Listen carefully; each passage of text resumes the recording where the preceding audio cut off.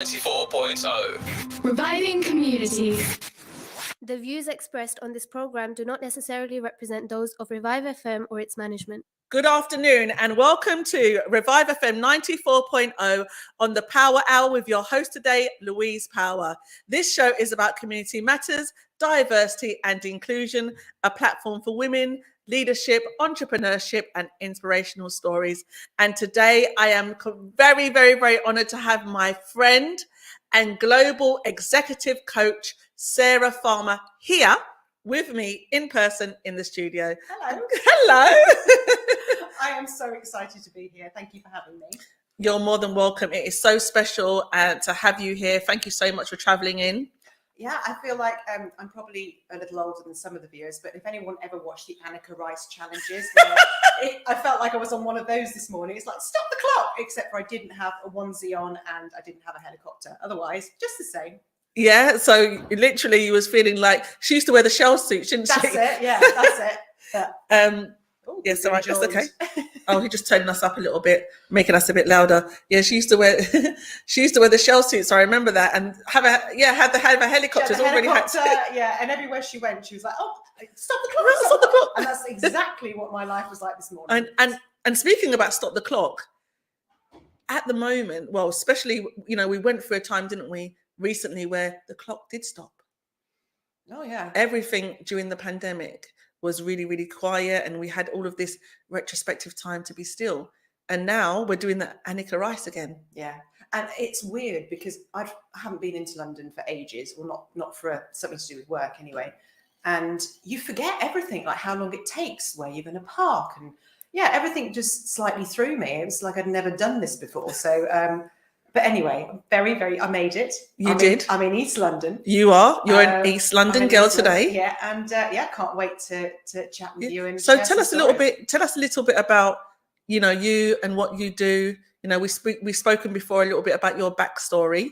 Today we are going to be speaking. The overarching title for today is about imposter syndrome and self-limiting beliefs. Yeah. It is It was International Women's Day on the 8th. It is International Women's Day this month, but of course, we extend ourselves to our male audience as well. Yeah. That's our focus today. But it'd be really great to just tell our audience a little bit about Sarah. Okay, so what I do at the moment is, you've already described me as a global executive coach. Basically, what that means, I work with individuals and I work with teams as well to help them deliver the best results they can deliver by improving their confidence, which is the mindset piece. And then a little bit forward. I've got to get forward. I've been told to come in. Can you hear me now? I can. Just a bit closer to the mic. Yeah. So working on the mindset, so improve confidence, and then also working on the skills from a leadership point of view, so they can improve their ability to lead more effectively, and then also on business results as well. So I focus on all those three things. And I've been doing that for coming up to 7 years now. I started my own business about 7 years ago. And I would say it's probably only in the last, I think thanks to the pandemic, I've really, really come into my own, where I feel I'm in a space now doing what I love really confidently, not egotistically at all. I've still got a real healthy amount of, oh my goodness, what have I done? Especially when I say I'm going to do things like this, but I do it anyway. And that's what I help my clients do is it's almost feel the fear and do it anyway. And a lot of people are held back by that. So yeah, that's what I do at the moment. And it's brilliant. And what was your zest and inspiration for wanting to, support other people through that process and become a coach?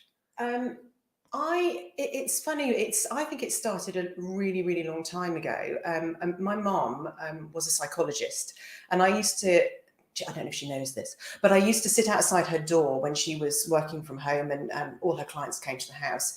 And I was fascinated by everything. And I would go in, and everything was obviously handwritten then. And I'd go in and I read about they're all called S. S was for subject. And I'd read all these things thinking, oh my God, why are they so sad? And why are they doing this? And it just piqued my interest. And I obviously learned a lot from listening to her at the door. Now, coaching and counselling are the same but different. One focuses on looking at things in the past and staying there and unraveling them. What I do is I notice them, but then I move on and we look at future focused stuff. But that's where it all started.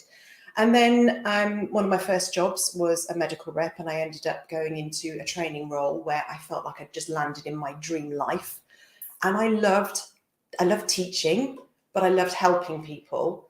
And then as time evolved and I did a few other jobs, I realized this is where I want to be. And in the final, I call it proper job, where I was employed by a company, I was a training manager for an oil and gas company. And I was helping the oil and gas community learn skills, but I couldn't do it enough in the way that I wanted to. So I stepped out and set up my own business. And here I am today, and I've never, ever looked back.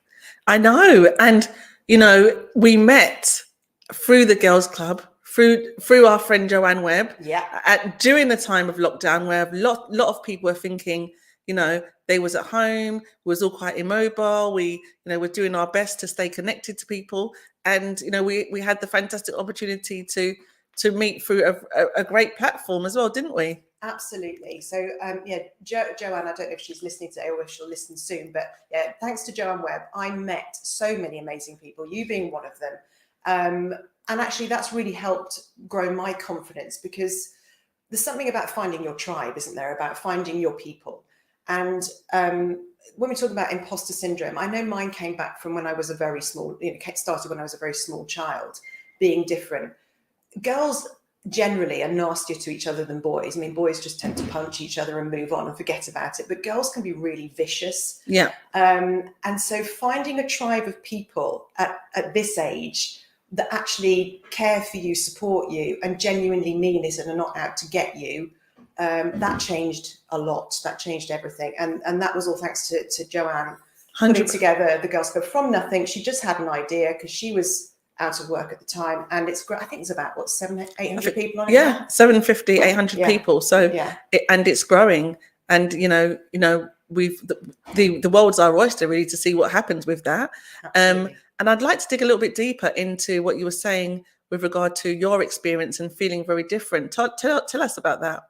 Yeah, well, we had a conversation, didn't we, a couple of weeks ago, and we were talking about diversity, equity, inclusion, and you were explaining, as a woman of colour, how it feels. And I got a little bit tetchy, going, you don't know how it feels to be like me, because you might look and go, all right, female, blonde, not real, obviously, but white. Yes.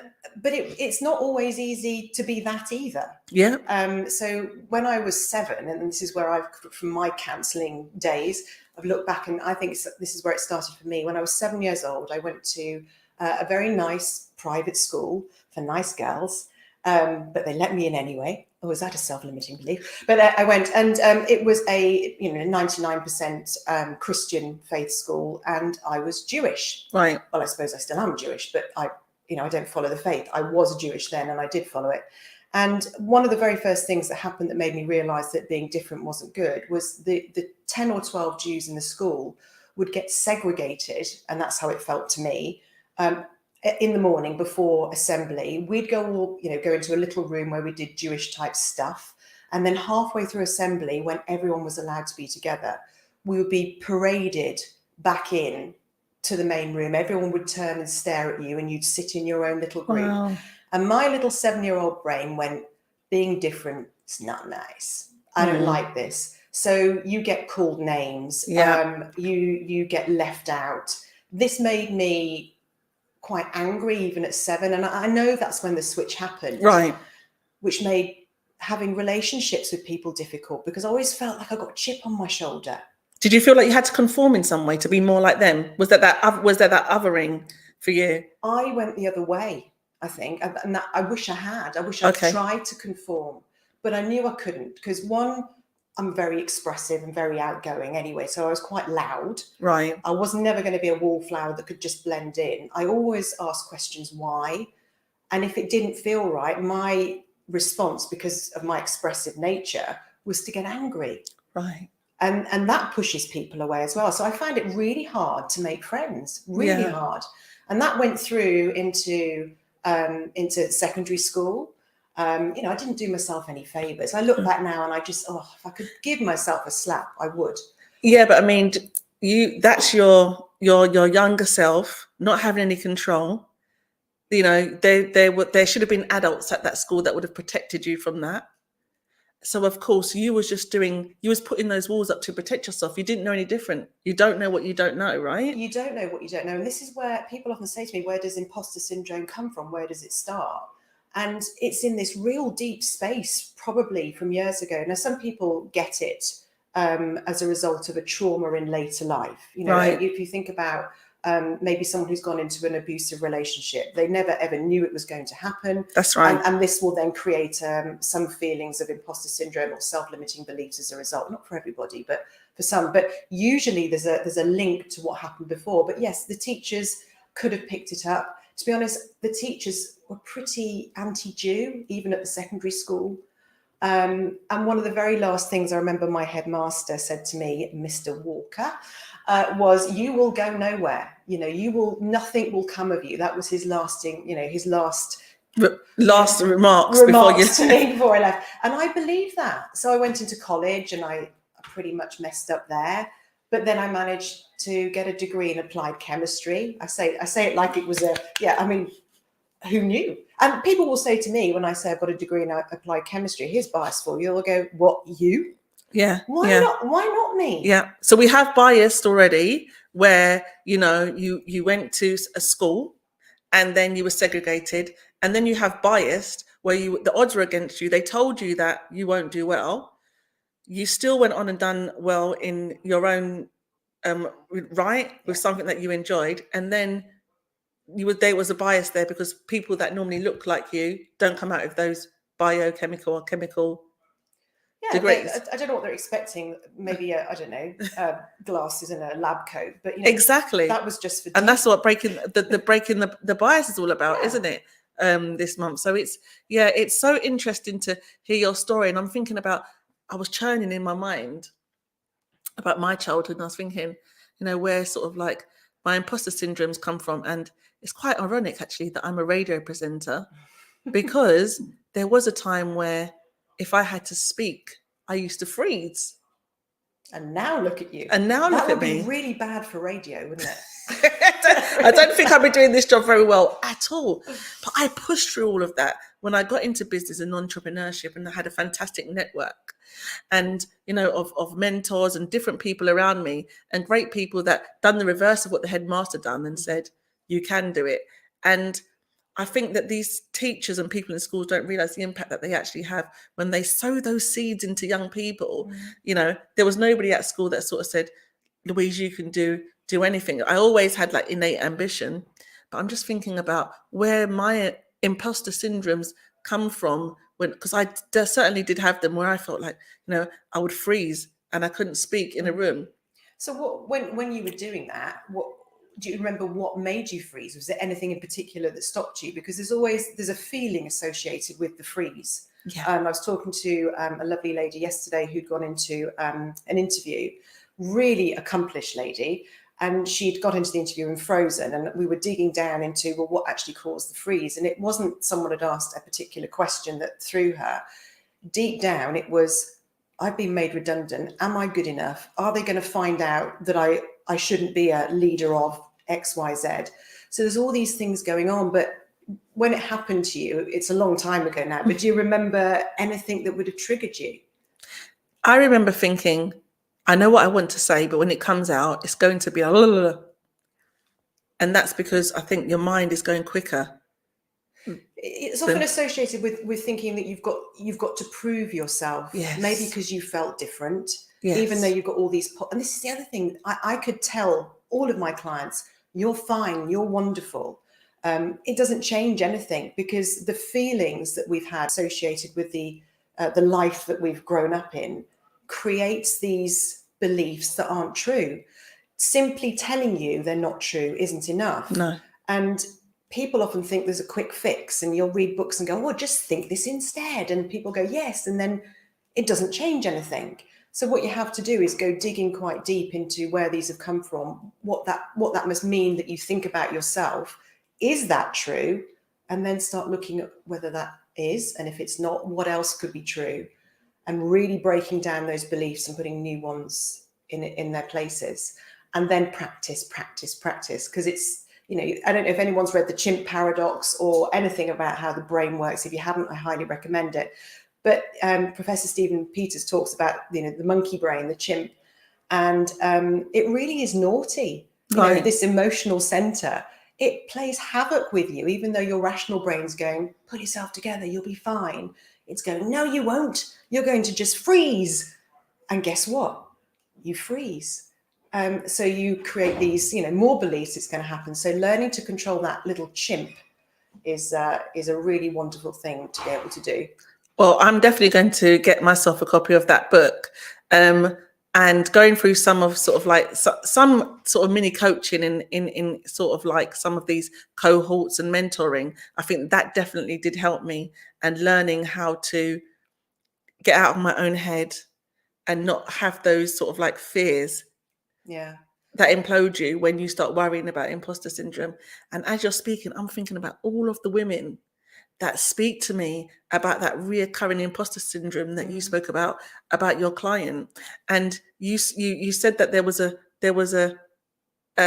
way to reset your mind and your thinking. It'd be really good if you could tell us a little bit more about that, the things that you do as part of, maybe some of the things that you do, some of your secret sauce.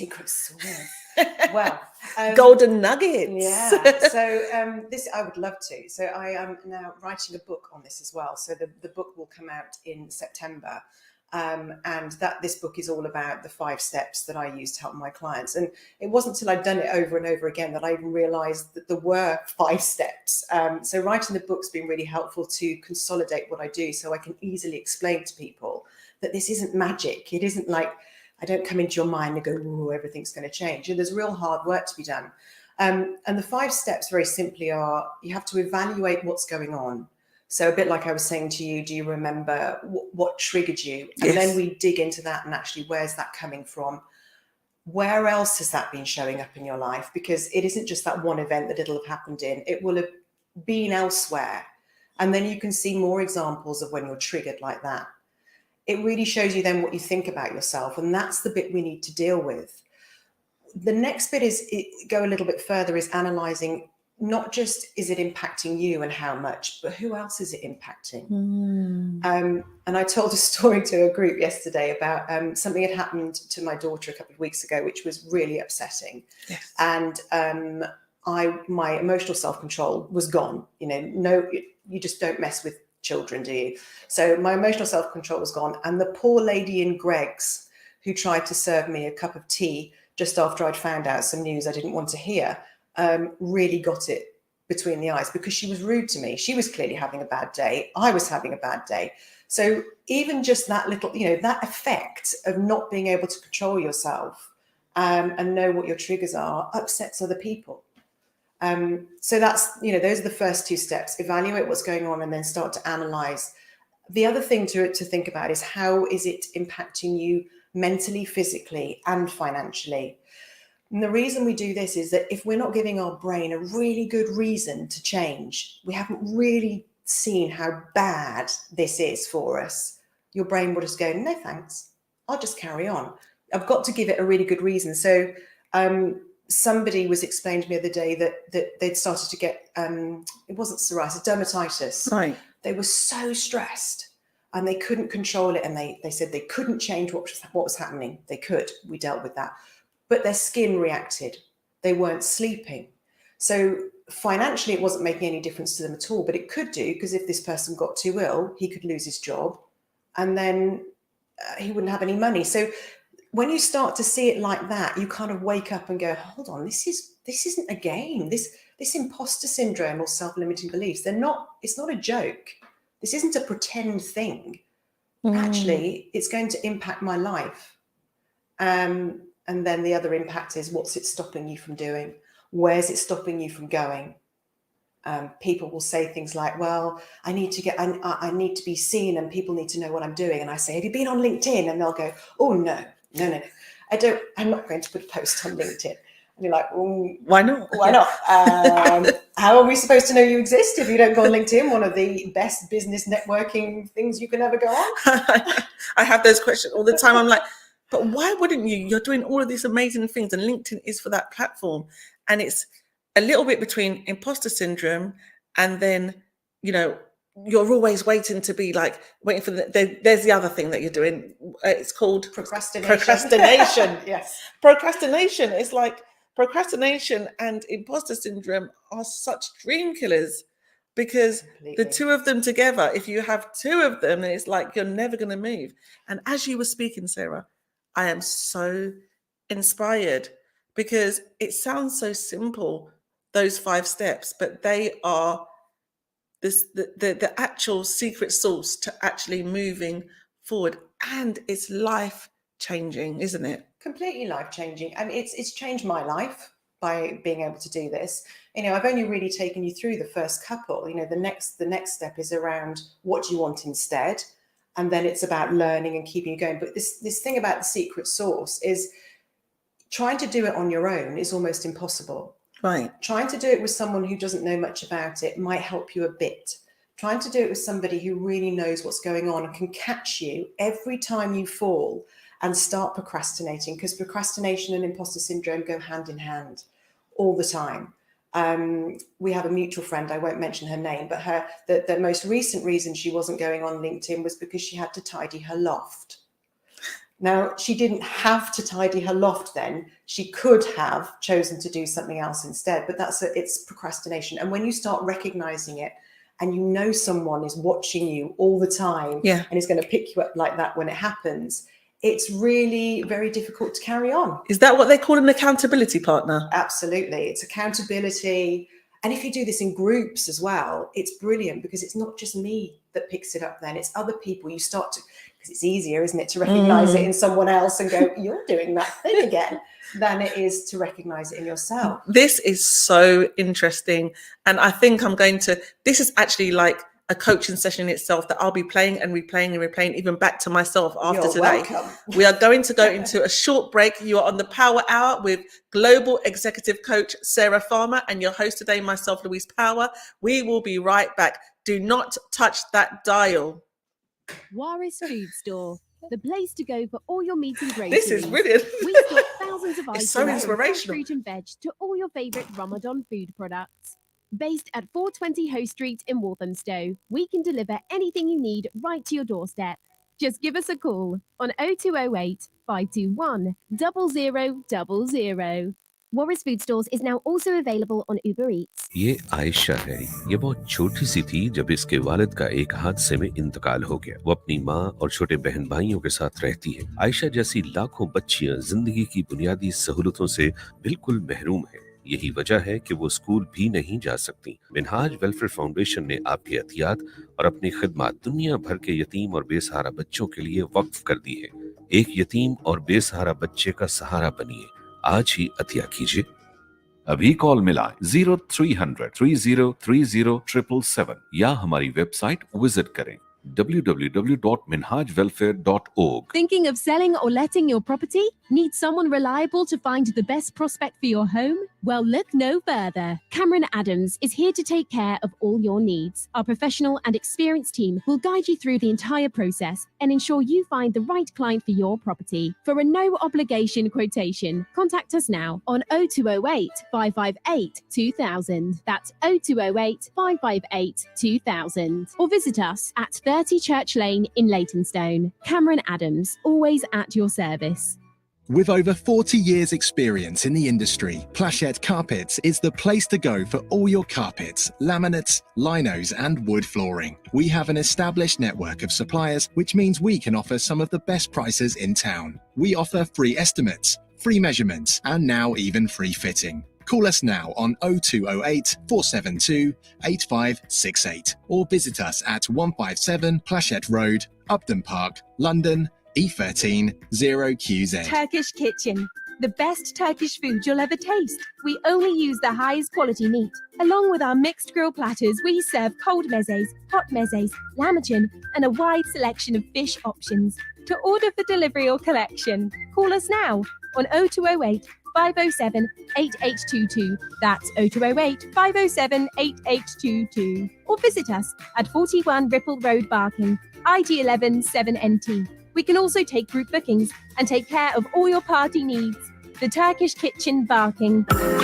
Taj Grill invites you to the world of Pakistani cuisine. With every dish prepared to perfection, why not try our sizzling mixed grill, our famous masala fish, or choose from our selection of freshly made curries and allow the Taj Grill experience to speak for itself. Visit us at 72 Ilford Lane or 508 Ilford High Road, or call 0208 262 6476. We also offer catering for all your events. Call us for more information. If you want to advertise your business on Revive FM, then visit www.revivefm.co.uk or contact our sales team now on 07944 565616. That's 07944 565616. Advertise with Revive FM. Revive FM 94.0. On the radio. on your mobile. And online. Hello, and welcome back to Revive FM 94.0 on the Power Hour with your host today, myself, Louise Power. This show is about community matters, diversity and inclusion, a platform for women, leadership, entrepreneurship, and inspirational stories. And today in the studio, I have my friend and global executive coach, Sarah Farmer, in the studio. We've been speaking all things imposter syndrome and self-limiting beliefs. And before the break, she was taking us through 5 steps, a fantastic formula that Sarah has put together in order to help people beat that imposter syndrome, beat the different things that just stop us, those procrastination, the things that stop us from getting from one place to another. So welcome back. Thank you. God, we've done a lot so far, haven't we? We really have. And I'm telling you now, this show is to be played and replayed again, because everything, that we hear today is actual real life and physical content, things that Sarah actually does on the ground day to day. And whilst we was on the break, Sarah, I got some messages through. So somebody called Ernest sent a message through, and he was saying that he was dating, he's a black man, and he was dating a white woman. And when he went into that relationship, there were some biases there and expectations about what he would be like. He integrated into that family, and initially there was some sort of setbacks about them thinking, because their beliefs, I suppose, of what a black man would be like was learned somewhere. Yeah. Because they didn't mix with anybody outside or to create any diversity within their own tribe. Once they had forged relationships with him, he said that, they created a special bond and realized that they're all just people.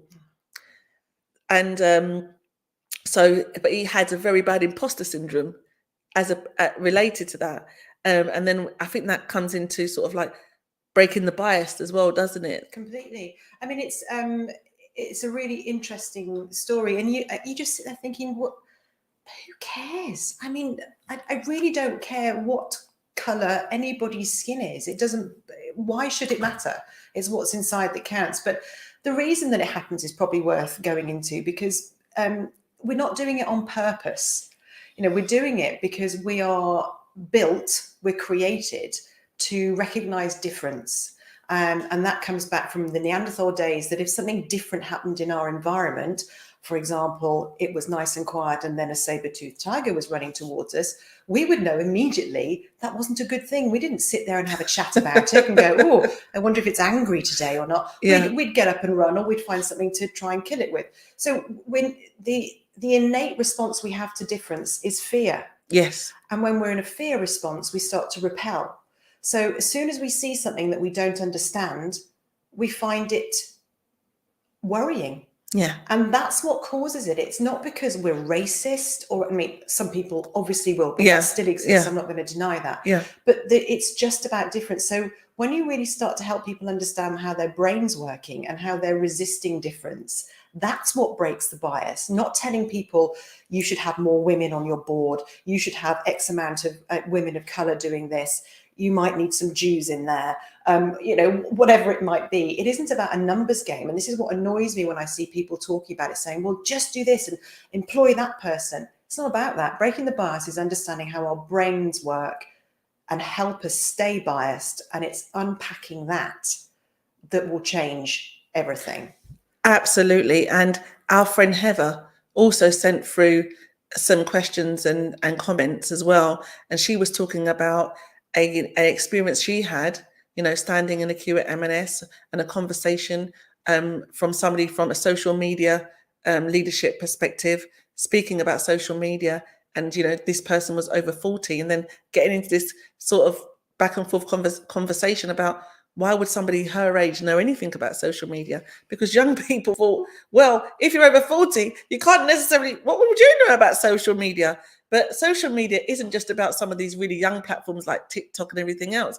You and I spent more time on LinkedIn and that's different, but it's biases, isn't it? It's complete bias. I mean, and to be fair to the youngsters that were discussing this, when we're 20, we really think we know it all. In fact, when we're 13, according to my son, we think we know it all. And we grow up feeling invincible, and we think anybody over the age of 30 is way past it. And then you hit 40 and 50 and realize, actually, my teeth are still in, my legs and arms still work. It's all okay. It's just perception, isn't it? But yeah, that's a bias as well. So we're all at it. And it's not consciously done. It's unconscious. Right. And that's why it's not easy to just put a process in place in an organization and go, right, we are now going to be bias free. It just doesn't work like that. It's a lot about education. And I know you do an awful lot of that. Oh, and I haven't said massive congratulations. I mean, one, I'm excited to be here because I'm out of my house. 2, I'm in London. 3, I'm with you. But 4, I'm not just with you. I'm with an award-winning you. So you've kept this very quiet today, but Louise has won an award. I'm not even going to begin to describe what it is. I don't even know if you can fully yet because you're so excited. But it's massive, and huge congrats to you. Thank you ever so much, Sarah. So yeah, I mean, it's great to be able to share that as well and share that news with you while you're here. So yeah, no, it's great. The award is from the New York Bar Association and United Nations. And it's for the work that I've done around the globe for women and girls. And it's an exceptional award. So yeah, I am very honored, still gleaming, still bouncing off of cloud 9. And it's great to be in your energy. So that we're still I'm so happy for you. Thank you so much. And it's for me, my own personal experiences is what led me to the work, where I wanted to spotlight women, help women, advocate for women, be that voice for women and girls and take them through, make life a little bit easier. Yeah, and I think that's why we gel so well, is because I have that same theme. I do it in a different way with different people.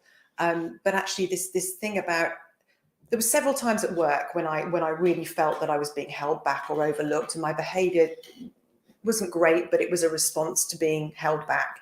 And I have worked with so many awful leaders who have treated people so appallingly. This was my driver, was to be the voice for these people. And I have to say, a lot of my clients, not all of them, but a lot of them, even if it's not happening when they first come to me, they will talk about experiences in the past where they've been led really badly, really, atrociously, I would say. And it's left real scars. And I stand for them. I won't have bullying in the workplace. In fact, if I could wipe it out on my own, I would. And that's kind of what this is all about. Because if people have an inner strength, an unshakable belief in their own self-worth, which is what we work on and where we get them to, they can stand up to these people and they will get wiped out. Yeah. It's just disgusting. And actually what happens is, if everybody has that same worry about saying something and being the one to call it out, then nothing gets done. And the same and moreover of the same people get recruited into those positions, because some of the, what I call psychological nepotism that happens in these organizations is people recruit people like them. Oh, and this is to do with this, the brain thing is, if you're like me, I will like you, therefore I'm more likely to employ you.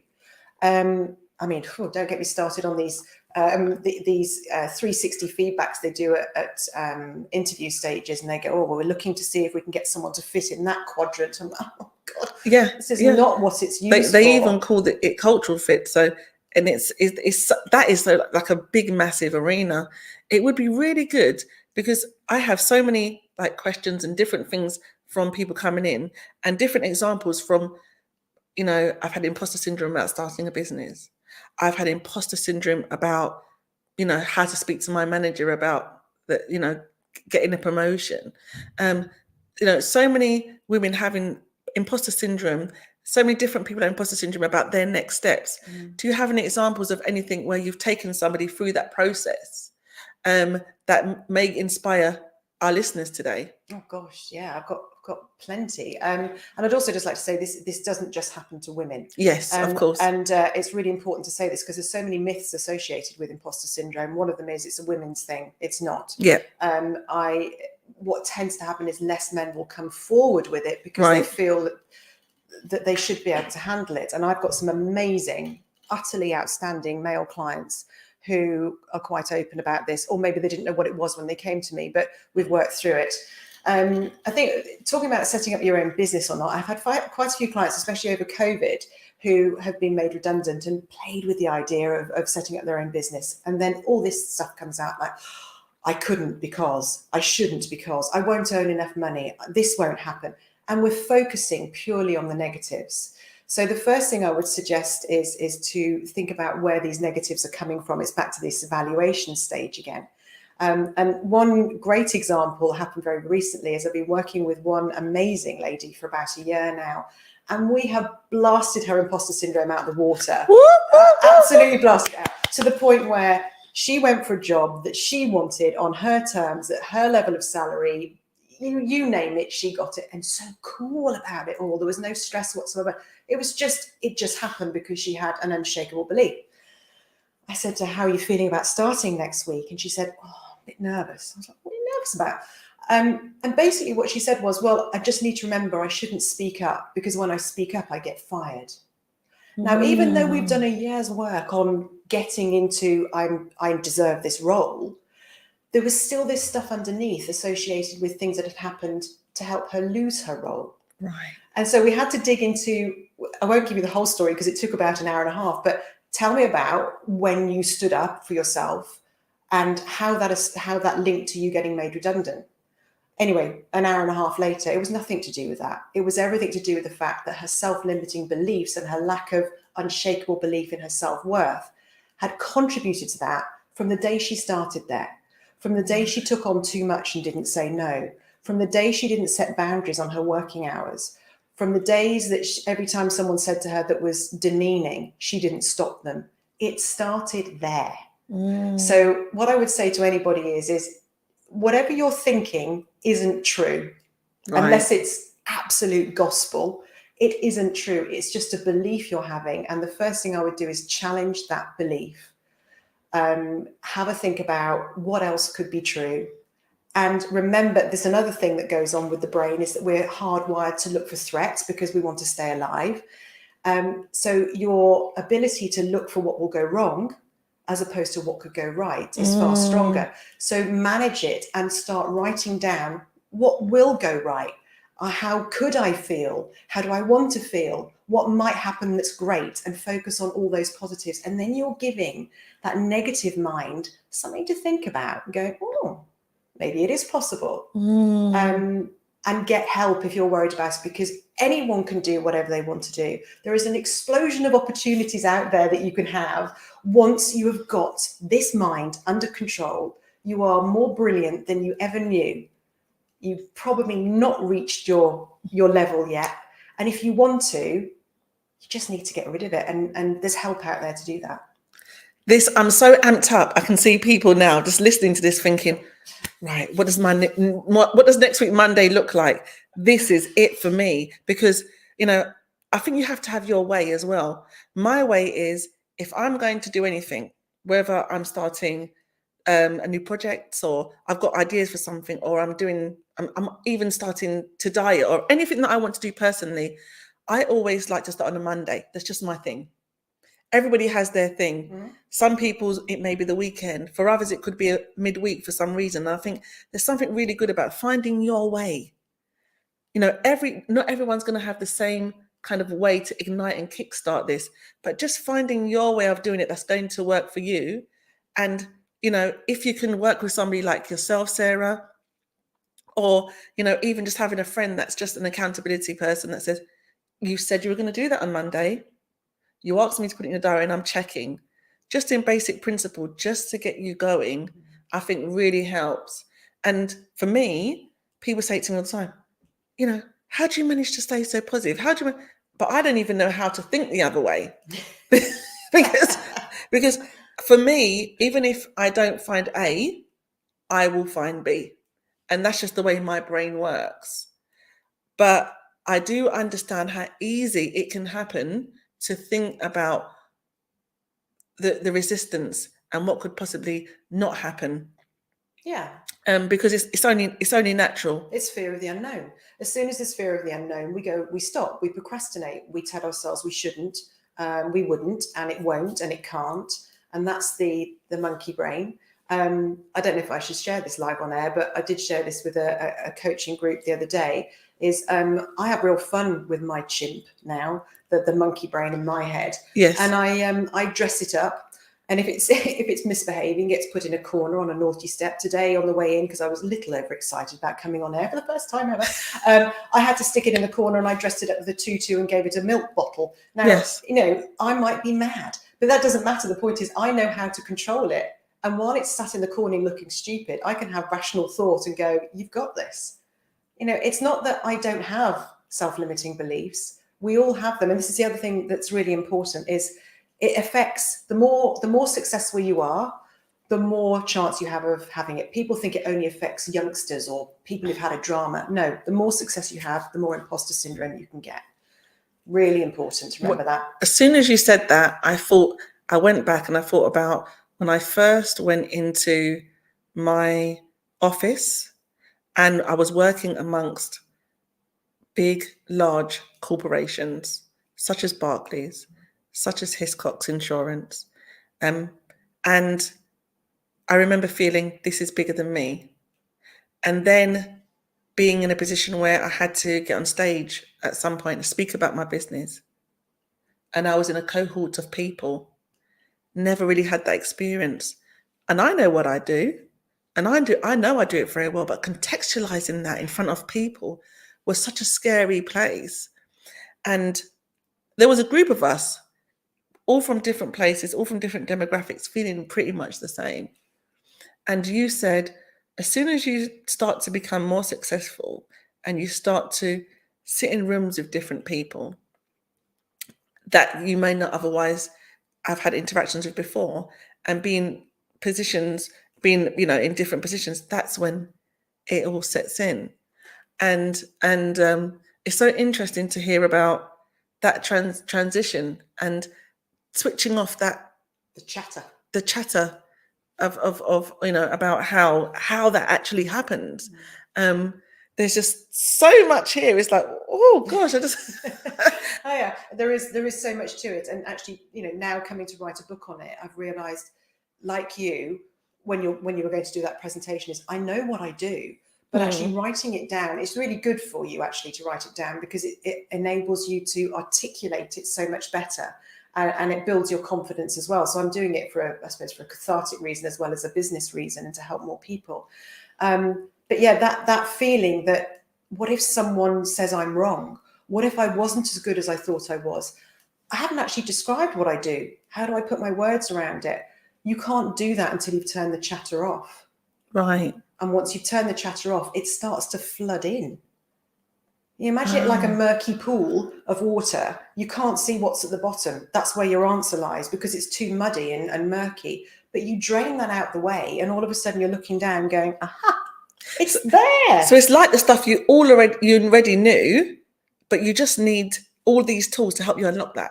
Yeah, and clear the path so you can say it. Imagine you're asked to do something you've never done before, and you immediately go into a fear response. Is like, oh, I don't know how to do that. I've never done it. And if that happens to me, I sit at my desk and go, I can't think. So if I go for a dog walk or go to the gym, all the thoughts will come out. Yeah. I mean, people know this is true. You have to clear the mud. But if I hadn't got a hold and knew how to manage my own, my own chimp, it would be harder. So all of these tools help you do a lot of things, but what it does do is it just clears your path to be able to do, say, be anything you want to be. I'm just looking at our notes, and I'm just looking at, we've spoken about, the imposter syndrome, where it comes from and what you can do about it. We've got 5 steps. I mean, I just feel like this session today has been so pinnacle and we've got so many tools that people can actually use going forward. And I just feel really, really excited about it. We're going to go on another short break, and then we've got the last half of the show. Please do not touch that dial. You are locked into Revive FM 94.0 on the Power Hour. Louise Power and Sarah Farmer in the studio. This is Aisha. Her father died in an accident at a very young age. She lives with her mother and siblings. There are millions like Aisha who do not have access to the very basics of life, resulting in her and many others not being able to attend school. Through Minhaj Welfare Foundation, your charity is dedicated towards supporting the full needs of orphans and needy children around the world. Donate today. Call us now, 0300 3030 777. Or visit us on minhajwelfare.org. Thinking of selling or letting your property? Need someone reliable to find the best prospect for your home? Well, look no further. Cameron Adams is here to take care of all your needs. Our professional and experienced team will guide you through the entire process and ensure you find the right client for your property. For a no obligation quotation, contact us now on 0208 558 2000. That's 0208 558 2000. Or visit us at 30 Church Lane in Leytonstone. Cameron Adams, always at your service. Thinking about selling or letting your home? With Maxwell Estates, you don't need to look any further. Well established with over 15 years of experience, Maxwell Estates are specialists in residential sales and lettings. We manage over 200 properties in and around Northwest London, keeping our landlords and tenants updated with all the latest laws and legislations. Based in Edgware, our experienced specialist negotiators always ensure we maximize the full potential of your property. Call us now on 0208 952 0808 for a free no obligation quotation, or visit our website www.maxwellestates.co.uk for further information. Maxwell Estates, the name you can trust. If you want to advertise your business on Revive FM, then visit www.revivefm.co.uk. Alternatively, contact our sales team now on 07944 56 5616. That's 07944 56 5616. Waris Food Store, the place to go for all your meat and groceries. We stock thousands of items from fresh fruit and veg to all your favourite Ramadan food products. Based at 420 Hoe Street in Walthamstow, we can deliver anything you need right to your doorstep. Just give us a call on 0208 521 0000. Waris Food Stores is now also available on Uber Eats. Looking to get your finances in order? MR Accountants has you covered. We provide a full range of accountancy and taxation services, including annual and management accounts, self-assessment tax returns, VAT, bookkeeping, and payroll services. We ensure you're kept up to date with the latest legislation, and our client-focused approach helps us plan your business finances from savings to investments. We are MR Accountants. Visit our website at mraccountants.com or call us on 0203 432 9138. With over 40 years experience in the industry, Plachette Carpets is the place to go for all your carpets, laminates, linos and wood flooring. We have an established network of suppliers, which means we can offer some of the best prices in town. We offer free estimates, free measurements and now even free fitting. Call us now on 0208 472 8568 or visit us at 157 Plachette Road, Upton Park, London, E13 0QZ. Revive FM 94.0. On the radio. On your mobile. And online. Hello and welcome back to the Power Hour with myself, your host today, Louise Power, and my guest Sarah Farmer. We have been speaking about all things imposter syndrome and self-limiting beliefs. We've been talking, Sarah's taken us through 5-point steps. She's been taking us through why it happens, what to do about it, and everything. So there's so many golden nuggets today. Sarah, I'm completely amped up, and I know there's going to be lots of people that are going to be like, what do I do next? Because it's inspiring. You really have inspired us today. You really have inspired us. And, you know, in the break, Sarah and I were speaking, and we were speaking about the climate and where we are now, and the fact that, you know, we're coming out of this pandemic, you know, and even though things are sort of starting going back to normal, we've all really been affected. Then, of course, we have the war happening in Ukraine, in Europe. So, you know, Sarah and I were speaking, and Sarah would like to speak to us about the sphere of influence. You know, there's so much going on. We have so much to contend with, but what can we do within the remit of what we can control? Yeah. So over to you, Sarah, for that. Yeah, so there is a lot going on, and one of the classics I hear from a lot of people at the moment is, well, I shouldn't complain. You know, this is hardly important, is it? Because look at what's happening in the Ukraine, or look at what just happened with COVID. And my answer to them is, your life is your sphere. That this is the thing that you can have some influence and control over.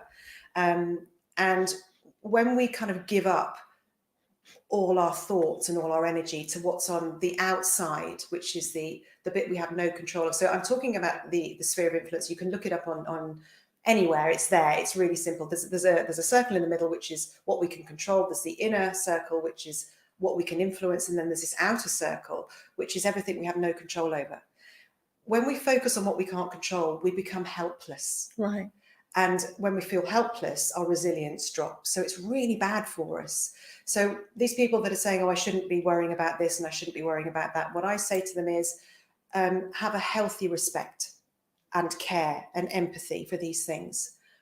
But if you make it your life, and I'm not saying you shouldn't, if you want to, that's entirely up to you, but not everybody can make it their life. Do what you can do within your influence and control to make it better.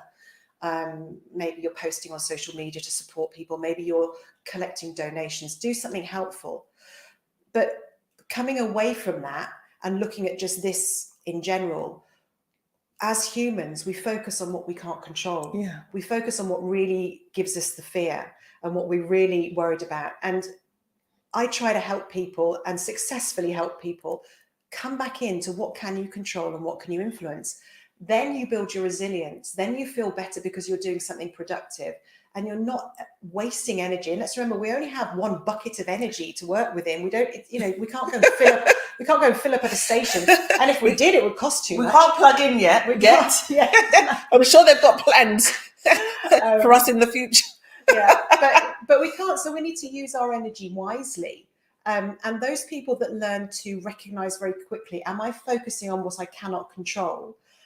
And should I park that for a while and focus on what I can do, are much more, or they're healthier, they're happier, they're more resilient, and they tend to be more successful because they are looking for solutions.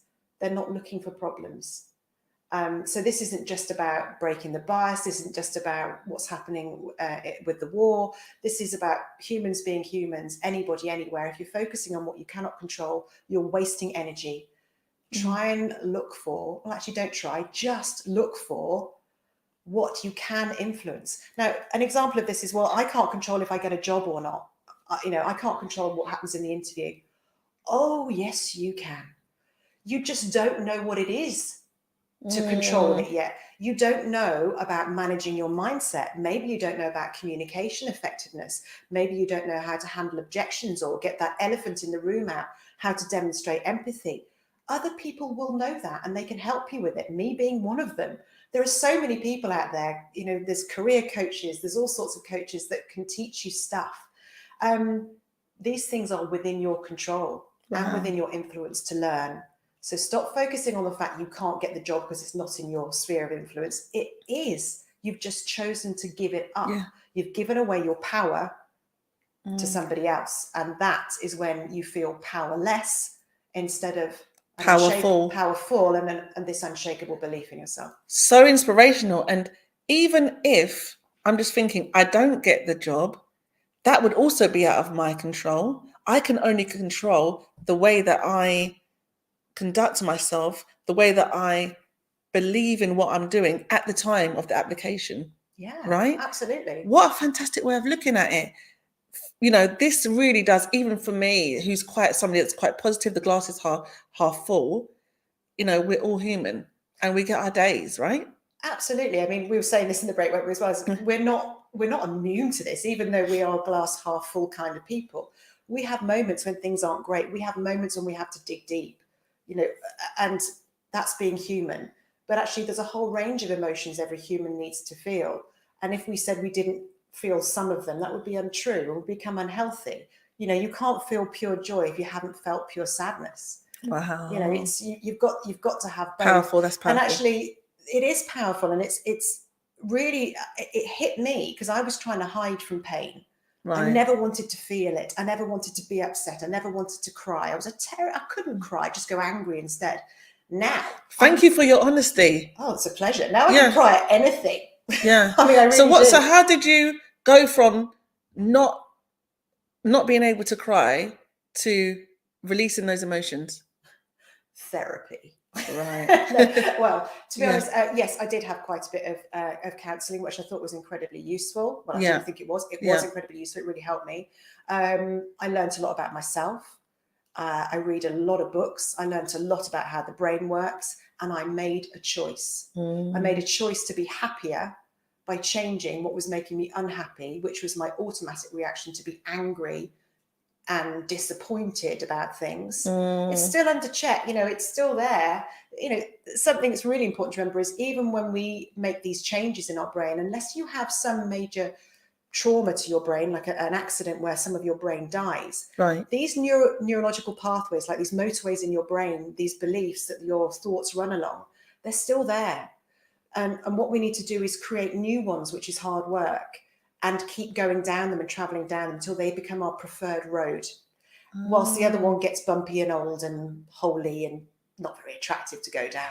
So it is hard work, but remember, it's easy to go back because they are there. So practice, keep reading, keep learning, keep surrounding yourself with people that are your tribe. I just had a thought. That's where probably phobias and lots of things come from, because people are worrying about being in control. But that's probably another... How many seconds have we got? So just so much to say. Tell everybody where they can find you, how they can connect with you, anything you're doing next, what's going on. Okay, come and find me on LinkedIn, Sarah Farmer, Global Executive Coach, easy to find. My face looks like this if you're watching it. I haven't got anything else on there, but just come and find me. There's some sessions you can get involved in to help you with this. There's a course coming up on this starting in April. So yeah, get in touch and let's see how many people we can help create more unshakable beliefs so they go out and do whatever it is they want to do and have a great life. This has been such an amazing session. Earlier on, we had a joke about energy and being plugged in and thinking that maybe later on in life technology will coexist with us in some way. We're already plugged in a virtual sense anyway, but I think transferable energy is so important. I have to say, you have fabulous energy. It's been brilliant being in the studio today. I feel amped up, you know, I feel connected. It's been so lovely, and I can't believe in 2 years we've not met. And now we have. So you have been locked into Revive FM 94.0 on the Power Hour with myself, Louise Power, and Global Executive Coach Sarah Farmer. Thank you ever so much. Thank you for having me. Please log in again next year. Next week. So you can get over all the excitement. And have a good afternoon. Take care. Bye, everyone. Bye-bye. If you want to